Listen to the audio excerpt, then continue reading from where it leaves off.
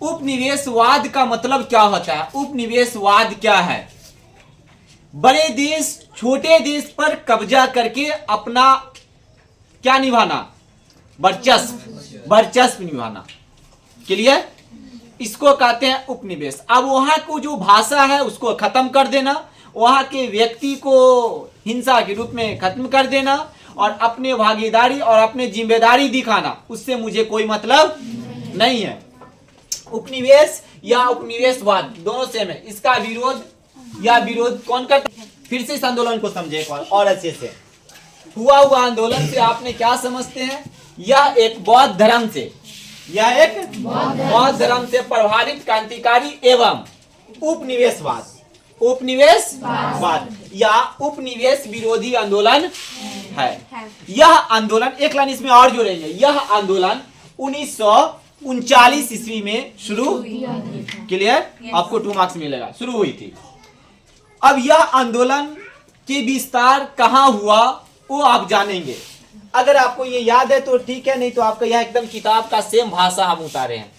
Same भाषा मैंने उतारा। हुआ एक बौद्धिस्ट, क्या लिखा मैंने? बौद्धिस्ट धार्मिक क्रांतिकारी क्या था? क्या चीज? आंदोलन। क्या था? आंदोलन जो 1939 में शुरू हुआ। कब शुरू हुआ? आपके ऑब्जेक्टिव अगर क्वेश्चन आए हुआ आंदोलन कब शुरू हुआ, आपने क्या टिक लगाओगे? 1939 में। जिसके नेता, अब कोई भी चीज हम गठित करते हैं तो एक मुखिया उसको बनाते हैं ना, एक प्रोग्राम करते हैं तो स्टेज अनाउंसर होता है ना। आपके घर में 10 परिवार एक मालिक होंगे ना। यह अब यह आंदोलन चला तो इसका एक मुख्य आदमी होना चाहिए कि नहीं होना चाहिए? होना चाहिए। एक गैंग बनाता है। अभी के युवा लोग देखना 18 वर्ष 14 वर्ष 16 वर्ष के एक गैंग बना लेता है और कहेगा गैंग के मालिक हम रहेंगे। एक ग्रुप बनाएगा और कहेगा हम 10 को के तो मैसेज कर सकते नहीं है, फोन कर सकते नहीं है, तो क्या करेंगे मालूम है? तो डायरेक्ट मोबाइल को निकालेंगे और एक मैसेज टाइप करेंगे और उसके बाद आपको क्या कर देंगे? ग्रुप में डालेंगे, आप लोग ऑल लेडी आइएगा, धराम धुरूम करके। यही ना होता है? यही ना कहता है? फोड़ फाड़ देना है कैसू, ऐसे ज्यादा तो डालना आना, मुंह कान भसका के चल जाना, सब कहता है ना। उसी तरह इन्होंने एक संगठन का, यानी यह नेता चुने गए, वहां पे चुने, जिनका नाम क्या था? फूशो था। ये क्रांतिकारी व्यक्ति थे। कैसे व्यक्ति थे? ये क्रांतिकारी। इन्हें कह दिया यस त यस, नो त नो, ऐसे व्यक्ति थे। उग्रवादी घटनाओं को भी अंजाम देते थे। उग्रवादी घटनाओं को भी क्या दिया करते थे? डायरेक्ट कहते हैं बुरा काम का बुरा नतीजा होगा।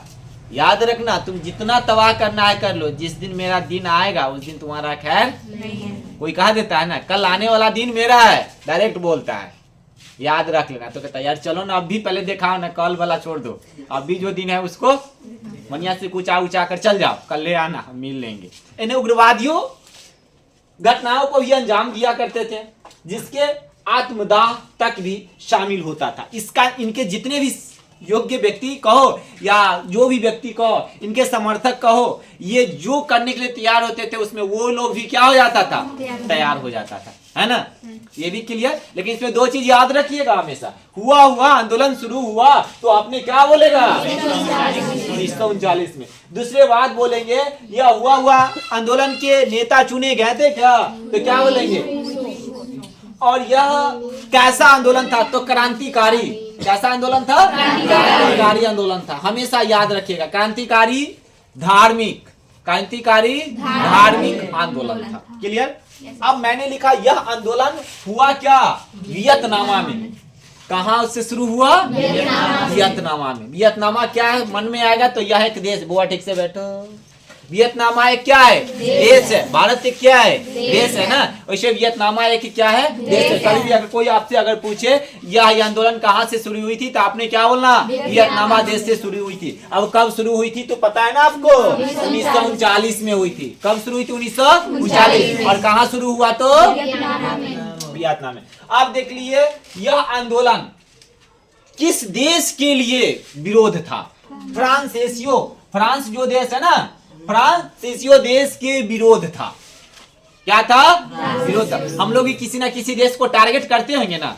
गांव में कोई आदमी होगा उसको टारगेट करते हैं कि नहीं करते हैं? गांव में भी देखना, अभी अगर तुमको जो आज पूछ के चल गया तुम उसको टारगेट क्या ले रहो, कल होकर उसको क्या कर देता है? देख देता है। तो टारगेट हर व्यक्ति किसी ना किसी को करता है। वही यह आंदोलन जो है वियतनाम से शुरू हुआ और यह आंदोलन किसके विरोध किया गया? फ्रांसीसियों के। इस आंदोलन का मुख्य उद्देश्य, हर व्यक्ति का उद्देश्य होता है या नहीं होता है? आपका उद्देश्य होगा ना जल्दी से पढ़ ले अच्छे से और किसी भी तरह अच्छा नंबर लिया, यही होता है। इसके अलावा कोई दिमाग में नहीं चलता होगा। आज जैसी रिजल्ट अच्छा आया उसके बाद पूरा होटले फ्री है, यही ना। इसी तरह इसका उद्देश्य था, क्या था? उद्देश्य था। उद्देश्य क्या था? उपनिवेश या उपनिवेशवाद, उपनिवेश या उपनिवेशवाद विरोधी, उपनिवेश या उपनिवेशवाद विरोधी इसका उद्देश्य था। यह उपनिवेशवाद का विरोध करता था। यह आंदोलन या उपनिवेशियों को क्या करता था? विरोध।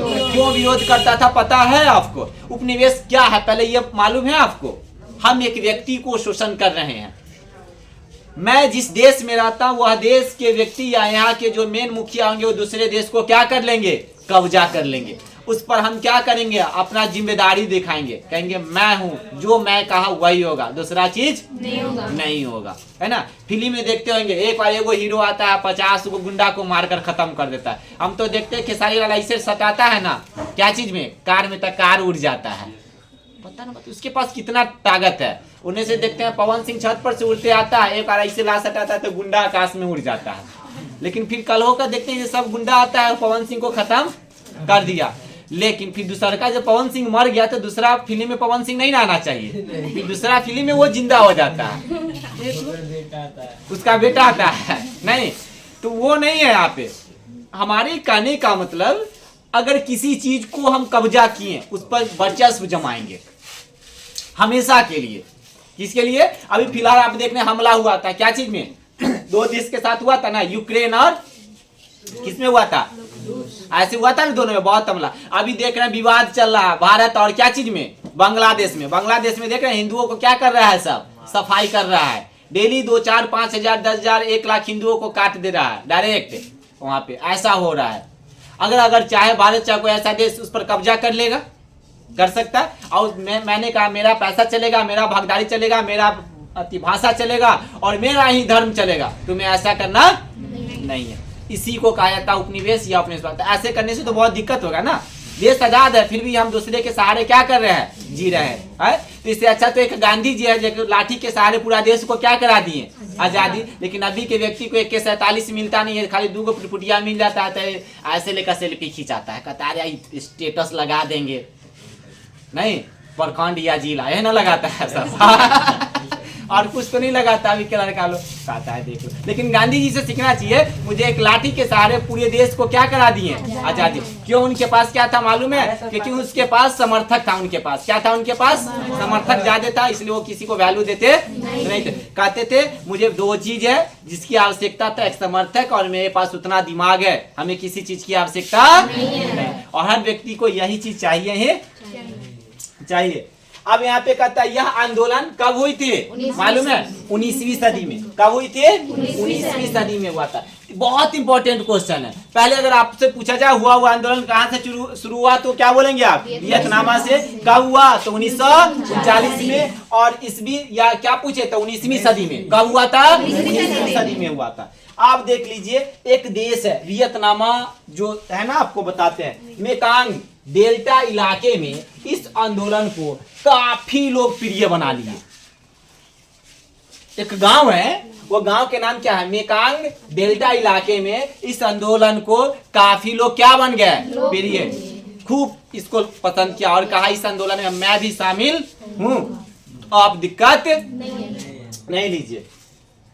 नयोदीन दियम ने बड़ी क्रूरता से इस आंदोलन को दबाना शुरू किया। वहां के एक ऐसे व्यक्ति थे, उन्हें सोचा इस आंदोलन को किसी तरह मैं क्या कर दूं? दबा दूं। क्या कर दूं? दबा दूं। किसी को पता चलने नहीं दिया। जैसे में देख लो इसमें कि कोई ऐसा बच्चा होगा 9 या 10 हो 11 या छोटा छोड़ दो 6-7 क्लास के बच्चा रहता है। अगर सुबह खेलने के लिए अगर निकलेगा तो कभी कभी सांझ कर आता है ना, क्रिकेट और खेलने।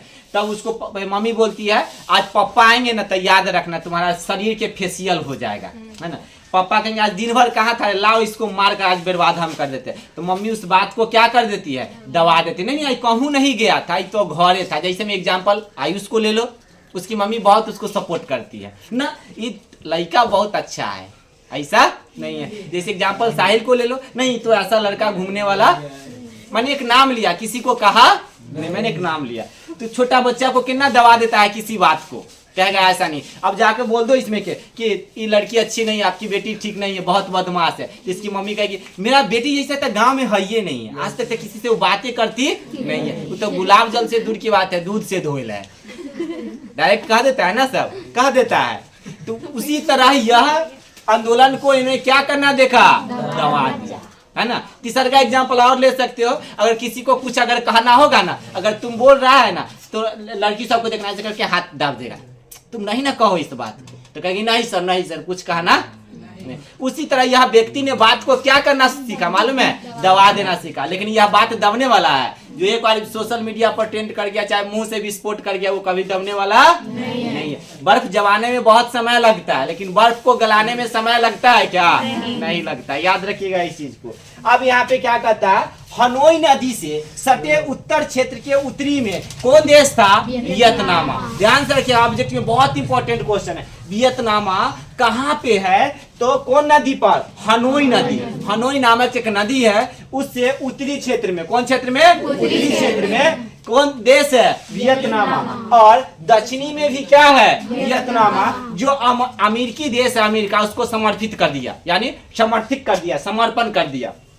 अब उसी जगह पर कुछ ऐसे व्यक्ति रहते थे, वहां के सरकार ने बोला कि अब तो मेरा क्या चलेगा, मेरा राजाशाही चलेगा। राजाशाही किसी को चलने वाला है क्या, नहीं चलता है, राजाशाही ज्यादा दिन नहीं चलता है। आप जो 18 से 26 या 18 से 20 या 16 से 22 की उम्र जो जीवन जी रहे हैं ना, वो दोबारा मिलने वाला नहीं। जो कुछ करना है ना खुल के कर लो, ये दोबारा मिलने वाला नहीं है। उसमें तुम्हें फायदा हुआ तो हुआ, नुकसान तो तुम्हारा जिंदगी भर है। इसलिए तुम्हारे पापा कहते हैं बेटा अच्छा से पढ़ लो, क्योंकि यह काम हम पहले से कर चुके, मुझे कोई फायदा नहीं मिला। अब इन्हें कहता है क्या हम दवा करेंगे यहाँ पे, तो कहता है ऐसा हो सकता है क्या, नहीं। तुम्हें पैसा, किसी को कुछ करना है तो पैसा की आवश्यकता नहीं होता है, वहां पे दबंगों का आवश्यकता नहीं होता। आवश्यकता क्या चीज का होगा पता है, तुम्हारे पास अगर समर्थक ज्यादा है ना, तुम्हारा हर काम बिना पैसा के हो जाएगा, हर काम।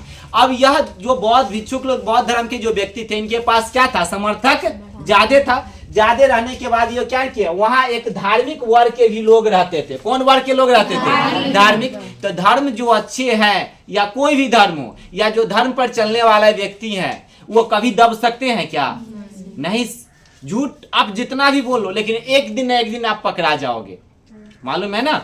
सच तुम जितना भी बोलो वो हमेशा दिखता है, कुछ छुपाने वाला बात नहीं। ये लोग ने इस बात को उल्लंघन कर दिया और कहा ऐसा नहीं हो सकता है, इस आंदोलन को हम मंजूरी लेकर ही रहेंगे, हम दबने वाले नहीं है। कौन धर्म के लोग बोला, धार्मिक धर्म, यानी बौद्धिस्ट लोग वहां पे रहते थे। मैंने लिखा यहाँ पे, वह एक धार्मिक वर्ग के भी लोग रहते थे, वह वर्ग के लोग कभी दबने वाला नहीं, क्योंकि वह किस राह पर चलते थे, सत्य की राह पर चलते थे। तो सत्य की राह पर चलने वाले व्यक्ति को हल्का सा कष्ट होता है, लेकिन उसका सॉल्यूशन बहुत जल्दी हो जाता है। क्लियर। तो आप 2 लाइन में आंसर क्या देंगे इसका पता है। मैंने अगर आपसे पूछा हुआ आंदोलन से आप क्या समझते, तो बोलेगा हुआ आंदोलन एक बौद्धिस्ट, क्रांतिकारी, प्रभावशाली या प्रभावी आंदोलन है, जो 19वीं सदी के 1939 ईस्वी में वियतनामा देश में शुरू हुआ था। 2 लाइन खाली जोड़, अगर ये भी याद नहीं है तो राइट, यह एक बौद्धिस्ट